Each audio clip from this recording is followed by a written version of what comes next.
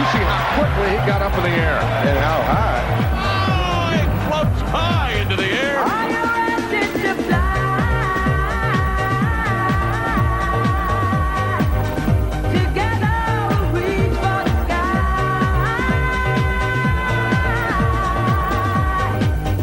Are you ready to fly?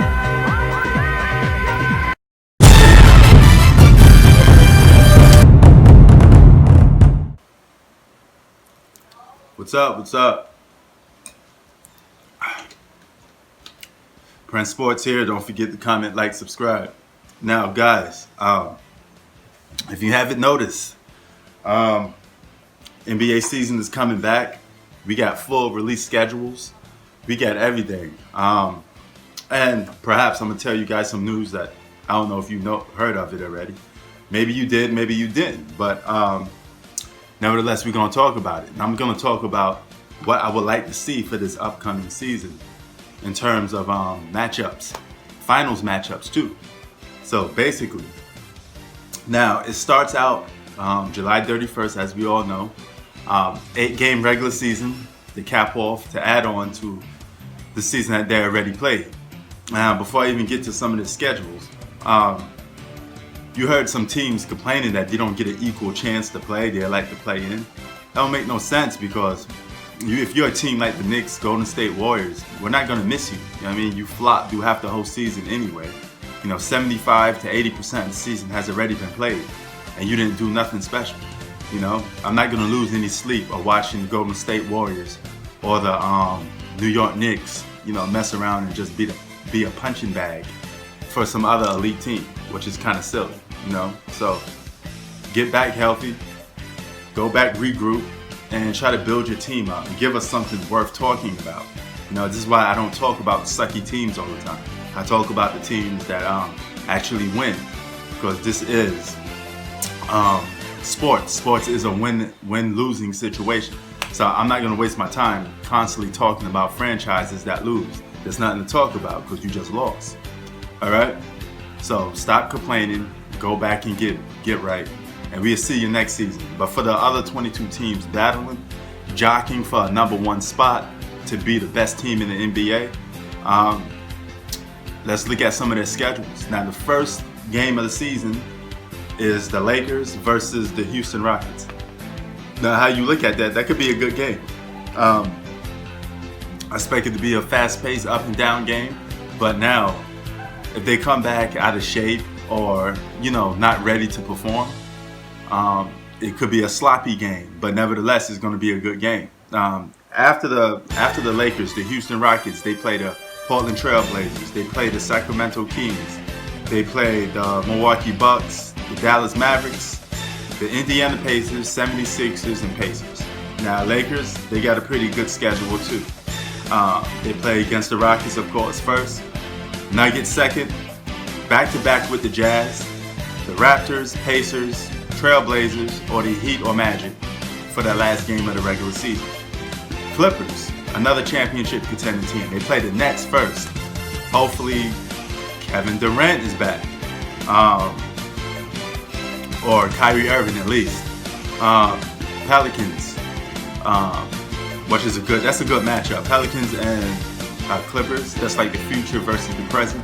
I like that matchup. The Dallas Mavericks, the Denver Nuggets, the Suns, Nets, Pacers, and Thunder is their remaining schedule. So they got a pretty good, decent schedule too. So you got to take your hat off to Adam Silverman for making a good 8-game season, so to speak, to round that off. Now, free agency begins October 19th, okay? So I repeat, free agency begins October 19th. So that's a good way of, seeing what happens with certain players. They go to what team or that team. It's only a couple days after the season ends. So that's not too bad. I don't want free agency to come like a month later or anything like that. So the fact that it's coming less than a week away from the NBA season actually ending, if there is a Game 7, October 12th, is a good thing. All right. And I was wrong on this. I'm gonna tell you something I was wrong on. I said the season should start back around December 25th. Looks like I was wrong. It's going to start back. It's planning on starting back December 1st. So I thought they would start back on Christmas because they play like 5 games already anyway, and they've been good. You know, what way to give a good Christmas gift by letting the NBA season start back? But they're gonna let it start back on December 1st. So I guess that's a good thing. If you want, you could have did it like December 15th or something like that. I mean, December 1st. I don't know. But hey, nevertheless, it comes back December 1st. Okay. Now, last but not least, I want to get into top matchups that I like to see in the finals. All right. Number 5, if Kevin Durant and Kyrie Irving is playing, I want to see the Nets versus the Lakers in the NBA Finals. That'd be fun to watch. Durant, LeBron speaks for itself. You know, do you have a AD Kyrie thing going on? You know, it's not an ideal matchup, but nevertheless, it'll still be 2 good teams playing against each other. I still think if that happens, the Lakers will beat that team, just for the simple fact that the Nets may not be, you know, they haven't played together really all season. Kyrie Irving's been hurt in and out the lineup. Kevin Durant's been hurt.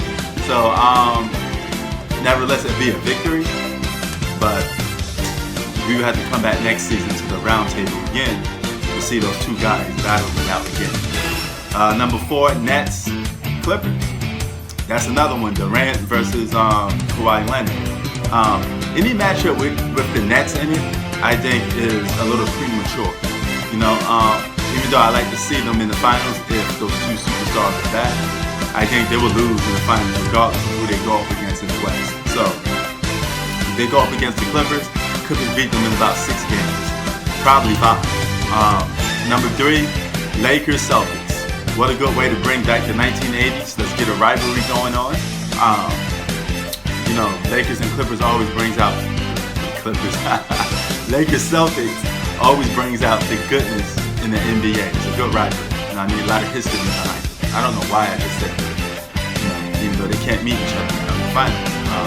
Because we eliminated that 16-team bracket. So we're just going to do it the way that we used to do it. You know? Number 2, Clippers, Bucks. Giannis versus Kawhi, self-explanatory, good.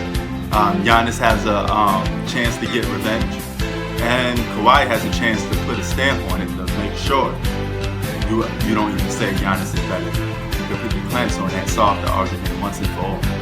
And number 1, the best matchup in the NBA Finals will be, I think the top ratings grosser would be Lakers, Bucks.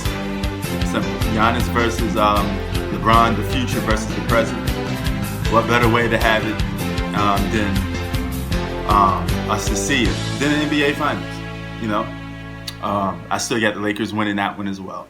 You know, so I think the Lakers have a good chance of winning the championship now because of what happens. That ups their chances of winning a championship. At first, I said if we didn't get this coronavirus thing, nobody knew this was going to happen. But if the season played out the regular way it would have, I think the Clippers would have beat the Lakers. You know, but now I'm on the fence because I don't know what to expect from this new season that they're going to have coming back. You know, who's going to really be in top shape. But these guys have months off. Now they're going to have a 2 months extra off. So there's no excuse in terms of injuries. Everybody should be feeling 100%. So you only play 8 games, regular season, then you go into playoff mode. At the end of the day, you're still playing basketball. So you're going to be accountable for what's held on the court, period. So that's my breakdown of this new season coming up July 31st. Peace. What do you think?